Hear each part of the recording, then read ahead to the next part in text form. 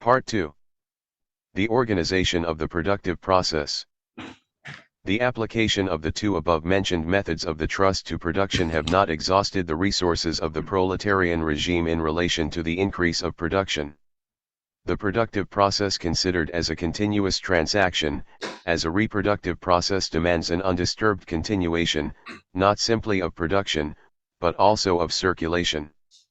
If production is to go on without interruption, it is necessary not simply that there be laborers for the creation of products, but it is also necessary that there be no break in the securing of raw materials and essentials of production, the necessary tools and machines, and the means of sustenance for the laborers, and that no interruption occur and that the finished product find a sale. A stoppage in circulation signifies an economic crisis. It stops in some cases because too much is produced of some wares. In this case, the industrial plants from which these products came cannot further function in their full capacity because of the lack of sale for their products.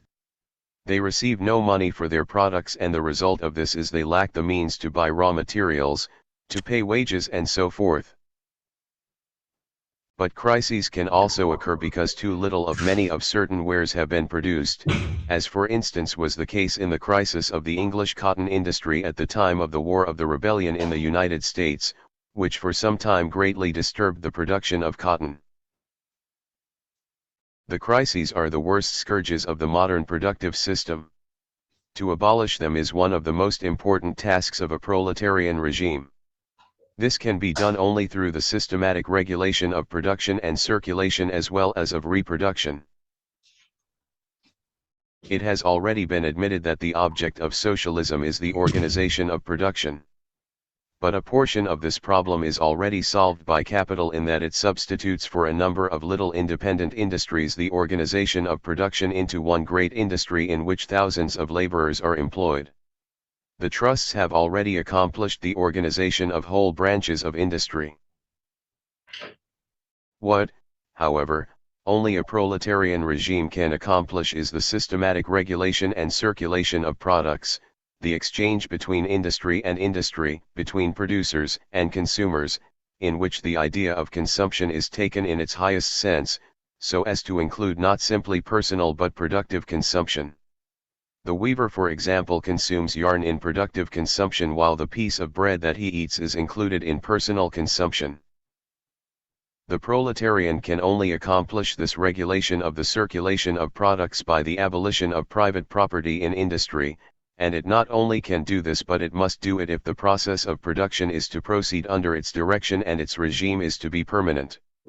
It must fix the height of production of each individual social productive plant according to the basis calculated upon the existing productive power, laborers and means of production, and of the existing needs, and see to it that each productive plant has not only the necessary laborers but also the necessary means of production, and that the necessary products are delivered to the consumers. Is not this task, however, insoluble in the great modern states? It would presuppose that in Germany the state is to become the director of production of 2 million productive plants and to act as medium for the circulation of this product, which will come to it partially in the form of means of production and partially as means of consumption to be distributed to 60 million consumers, of which each one has a special and changing need. The task appears overwhelming if one does not proceed from the point of view of regulating the necessities of humanity from above according to a very simple pattern and assigning to each one, barrack fashion, his portion, which would mean the lowering of modern civilization to a much lower stage. Are we destined then to come to a barrack or prison-like state? Certainly the problem is not simple. It is the most difficult which will come to the proletarian regime and will furnish it with many hard nuts to crack. But its difficulties must not be exaggerated. In the first place, it must be remembered that we are not compelled to create out of nothing overnight a complete organization of production and circulation. There is one existing at present of a certain character, or otherwise the existence of the present society would be impossible.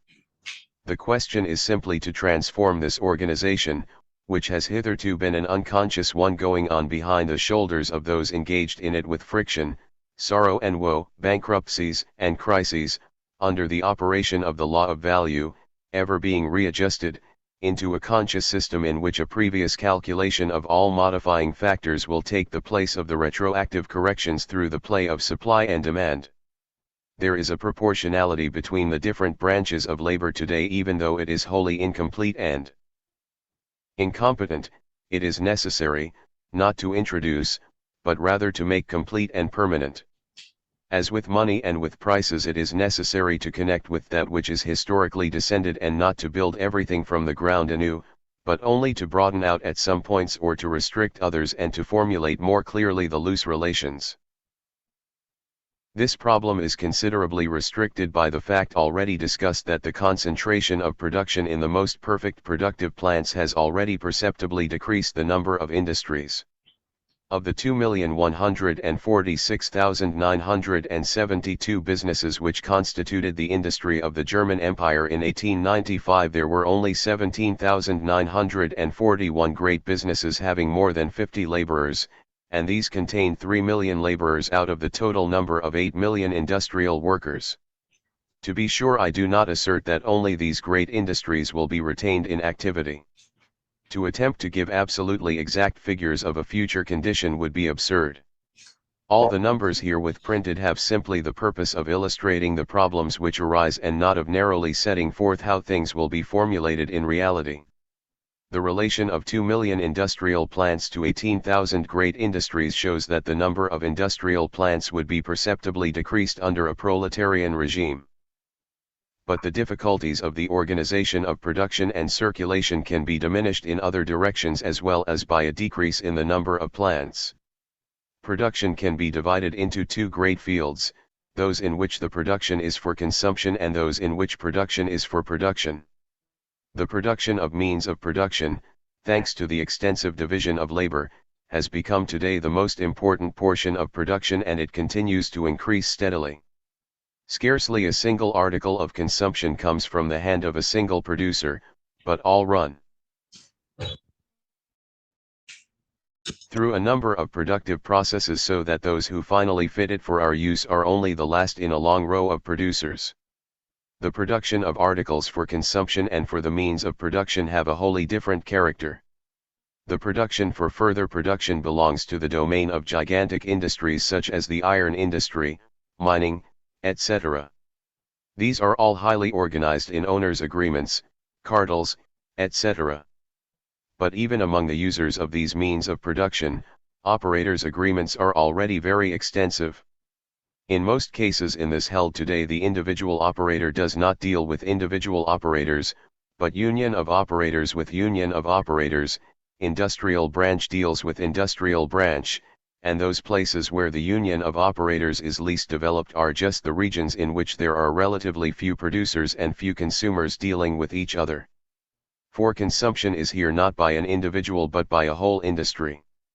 In the manufacture of spinning and weaving machines, for example, there were in 1895 1,152 businesses with 17,047 laborers.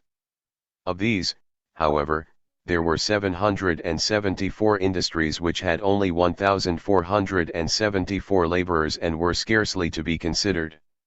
Among the great industries there were only 73 with 10,755 laborers. Opposed to these were 200,000 textile industries, not simply spinners and weavers, whose numbers, as we have seen, may be reduced to 1,000 or perhaps to 100. On the one side there remained after the completion of the concentration of production in the most perfect industries perhaps 50 manufacturers of machinery, and on the other side 2,000 spinning and weaving establishments. Is it then so impossible that the former should agree with the latter in regard to the demand for machines, and that their production should be systematically regulated? With this relatively small number of purchasers and consumers, it is easily conceivable that in the sphere of the production of the means of production today, production for the open market has already disappeared, and production for orders, that is to say, regulated, thoughtful production and circulation has taken its place. The production of articles for consumption has another character. To be sure, we have here the gigantic industries, sugar factories and breweries, but as a general thing the little industry is still generally dominant. Here it is necessary to satisfy the individual needs of the market, and the small industry can do this better than the large. The number of productive plants is here large and would not ordinarily be capable of reduction as in the production of means of production. Here also production for the open market still rules. But because of the greater number of consumers, this is much more difficult to supervise than is production for production. The number of operators' agreements is fewer here. The organization of the production and circulation of all articles of consumption accordingly offers much greater difficulties than that of the means of production. Here also we must again distinguish the two forms, namely, the production of necessary articles of consumption, and of luxuries. The demand for necessary articles of consumption ordinarily shows rather small fluctuations. It is quite definite. Day in and day out one needs the same amount of flour, bread, meat, and vegetables. Year in and year out there is little change in the demand for boots and linen. On the other hand, the demand for means of consumption changes the more readily the more these take on the character of unnecessary luxuries, whose possession or use is agreeable but not indispensable. Here consumption is much more whimsical, but when we look closer we see that this really proceeds much less from the purchasing individual than from the industry itself. Changes in fashion, for example, springs not so much from the changes in taste of the public as from the necessity of the producer to render impossible of further use the old wares, which have already been sold, in order to thereby appeal to consumers to purchase new wares. The new and modern goods must accordingly be very strikingly distinguished from the old. Next to the restlessness which lies in the very nature of the modern manner of production, this strife of the producer is the main cause of the rapid changes of fashion. It is this which first produces the new fashions and then makes them necessary to the public. The variations in demand for articles of consumption, especially of luxuries, are influenced much more by the variations in the income of the consumers than by variations in taste. These last variations again, so far as they do not remain isolated but really have a wide extension through society, so as to perceptibly influence consumption, arise from the contrast between prosperity and crises, from the contrast between the strong demand for labor and the increase of enforced idleness. When, however, we investigate the source of these variations we find that they spring from the held of the production of the means of production. It is universally known and recognized that today it is the iron industry especially which gives rise to crises. The alternation between prosperity and crises and therewith the great variations in the demand for articles of consumption also arises out of the sphere of the production of the means of production.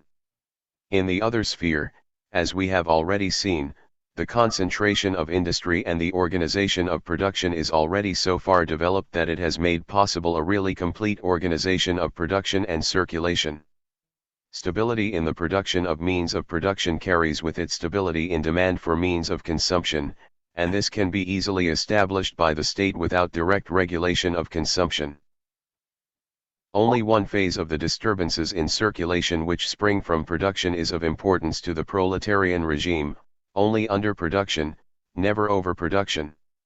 Today the latter is the principal cause of crises, for the greatest difficulty at present is the sale, or getting rid of the product.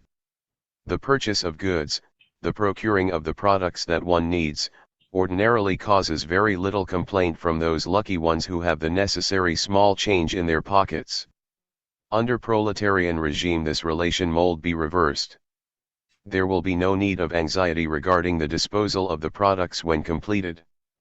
Private individuals will not be purchasing for sale to other private individuals, but society will be purchasing for its own necessities.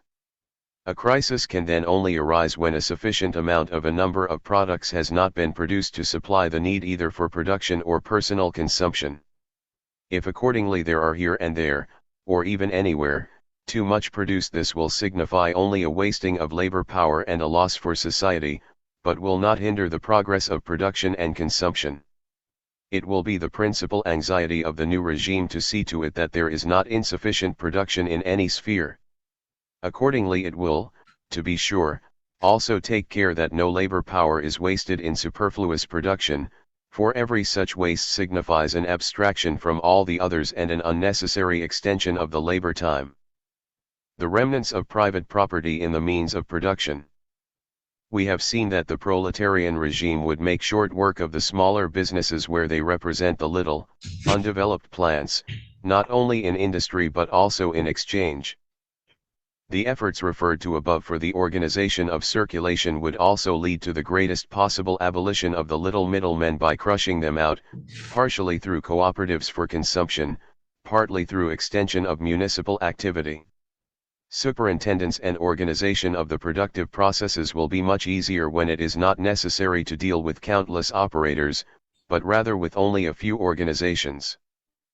Besides the work of the middlemen, the direct producers of articles of consumption for local necessity would fall to the cooperatives and municipalities, for example, bakeries, milk and vegetable production and erection of buildings.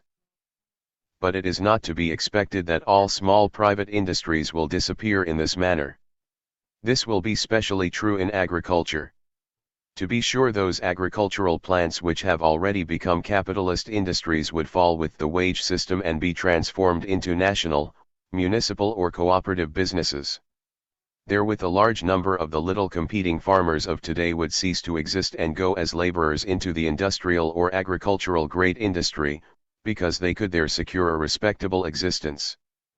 But we may be sure that some farmers would always remain with their own family, or at the most with one assistant, or maid that will be reckoned as part of the family, and would continue their little industry. With the present conservative nature of our farmers, it is highly probable that a number of them would continue to work in the present manner. The proletarian governmental power would have absolutely no inclination to take over such little businesses. As yet no socialist who is to be taken seriously has ever demanded that the farmers should be expropriated, or that their goods should be confiscated. It is much more probable that each little farmer would be permitted to work on as he has previously done. The farmer has nothing to fear from a socialist regime. Indeed, it is highly probable that these agricultural industries would receive considerable strengthening through the new regime. It would bring an abolition of militarism, of burdens of taxation, bring self-government and nationalism of schools and road taxes, an abolition of poor relief and perhaps also a lowering of mortgage burdens, and many other advantages. We have also seen that the victorious proletariat has every reason to increase the amount of products, and among those products for which the demand would be increased, the most important are agricultural products. In spite of all the refutation of the theory of increasing misery, there is still much hunger to satisfy, and this fact alone justifies us in the opinion that the raising of wages mold show itself above all in an increase of the demand for agricultural products. The proletarian regime would also have the greatest interest in increasing the production of the farmers, and it would have powerful forces at its disposal for this purpose. Its own interests demand that the agricultural industry should be brought to a higher stage through the care of animals, machines, and fertilizers, through improvement of the soil, etc. It mold in this manner assist in increasing agricultural products, including those in the industries not yet socialized. But here, as well as in every sphere, conditions would make it necessary to simplify the circulation process by substituting for a large number of private individuals trading their products with one another a few organizations united for economic purposes. The state would much prefer, instead of selling breeding animals, machines, and fertilizers to the individual farmers, to deal with the farmers' societies and cooperatives. These societies and cooperatives would find as the purchasers of their products no longer private middlemen, but either cooperatives, unions for consumption, municipalities or national industries, mills, sugar factories, breweries, and such like. So here also the private industry would continually recede before the social, and the latter would finally transform the agricultural industry itself and permit the development of many such industries through the cooperative or municipal cooperative into one great social industry. The farmers will combine their possessions and operate them in common, especially when they see how the social operation of the expropriated great industry proves that with the same expenditure of labor perceptibly more can be produced, or that with the same number of products the laborers can be granted considerably more leisure than is possible in the small industry. If the small industry is still able to assert itself in agriculture, this is due not a little to the fact that it can pump more labor out of its laborers than the great industry. It is undeniable that farmers work harder than the wage workers of the great landowners. The farmer has scarcely any free time, and even during the little free time that he has, he must be continually studying how he can improve his business.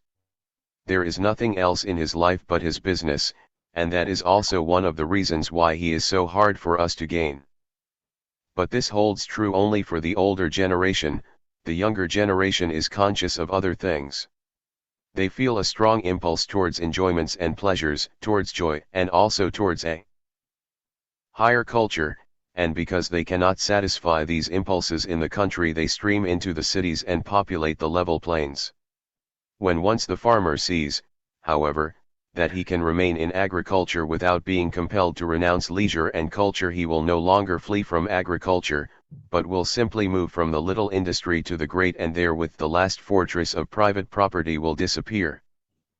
But the victorious proletariat will not consider a violent hastening of this development, and this for the very good reason that it does not feel itself called upon to get its head cracked without any necessity. And this has been the result of every attempt to force the farmers to a new stage of production. However high may be my estimate of the belligerency and fearlessness of the proletariat, its struggle is not directed against the little people that are themselves exploited, but against the great exploiters. Along with agriculture, the small industry in business comes into consideration. This also need not completely disappear at once. To be sure, the new regime, as we have already seen, would, whenever poorly organized industry came in competition with the more perfect, strive to concentrate production in the well-directed great industries. This could be easily attained, however, without the application of force by the simple raising of wages. But there will always be branches of industry in which the machine cannot compete successfully with hand labor, or, cannot accomplish what the latter can accomplish. It is highly significant that an investigation of the factory statistics of the German Empire did not yield a single form of production in which the small industry still exclusively rules, with one insignificant exception: 4 plants each with 1 laborer. A few figures that, so far as I know, have never yet been published are here given. In the following branches of industry the small business rules almost exclusively, more than 97% of all industries, while the great business with more than 50 laborers does not exist at all. Number of factories with 1 to 5, 6 to 50.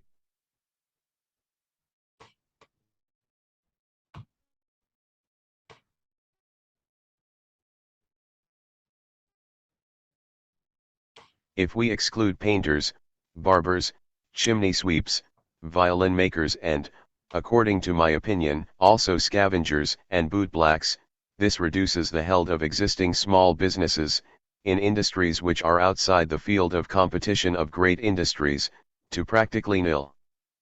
Nevertheless, it may be granted that the small industry will have a definite position in the future in many branches of industry that produce directly for human consumption, for the machines manufacture essentially only products in bulk, while many purchasers desire that their personal taste shall be considered. It is easily possible that even under a proletarian regime the number of small businesses may increase as the well-being of the masses increases. The demand for products of hand labor as a result of this may become active. Artistic handwork may accordingly receive a new impulse. However, we need not expect the realization of the picture of the future that William Morris has painted for us in his beautiful Utopia, in which the machine plays no role whatever. The machine will remain the ruler of the productive process. It will never give up this position again to hand labor. This, however, does not exclude the possibility that handwork in many artistic branches will again flourish and that it will even conquer many new fields. Meanwhile, it today too often maintains its existence only as the product of extreme misery. As a house industry, handwork in a socialist society call only exist as an expensive luxury which may in a universal well-being find an extensive distribution. The foundation of the productive process will still remain the machine-driven great industry. The problematical small industries will at the most be maintained as islands in the ocean of the great social businesses. These little industries, again, can take on the most various forms in regard to the ownership of their means of production and the disposal of their products. They may be dependent upon a great national or municipal industry, from which they receive their raw material and tools and to which they dispose of their products. They can produce for private customers, or for the open market, etc. as today. So then, a laborer can occupy himself in the most diverse occupations one after another. A seamstress, for example, can occupy herself for a time in a national factory and at another time make dresses for private customers at home, then again can sew for another customer in her own house, and finally she may, with a few comrades, unite in a cooperative for the manufacture of clothing for sale. In this, as in every other relation, the greatest diversity and possibility of change will rule. Nothing is more false than to represent the socialist society as a simple, rigid mechanism whose wheels when once set in motion run on continuously in the same manner. The most manifold forms of property in the means of production, national, municipal, cooperatives of consumption and production, and private can exist beside each other in a socialist society. The most diverse forms of industrial organization, bureaucratic, trades union, cooperative and individual, the most diverse forms of remuneration of labor, fixed wages, time wages, piece wages, participation in the economics in raw material, machinery, etc., participation in the results of intensive labor, the most diverse forms of circulation of products, like contract by purchase from the warehouses of the state, from municipalities, from cooperatives of production, from producers themselves, etc., etc. The same manifold character of economic mechanism that exists today is possible in a socialistic society. Only the hunting and the hunted, the struggling and resisting, the annihilated and being annihilated of the present competitive struggle are excluded, and therewith the contrast between exploiter and exploited. Intellectual production. So much for the most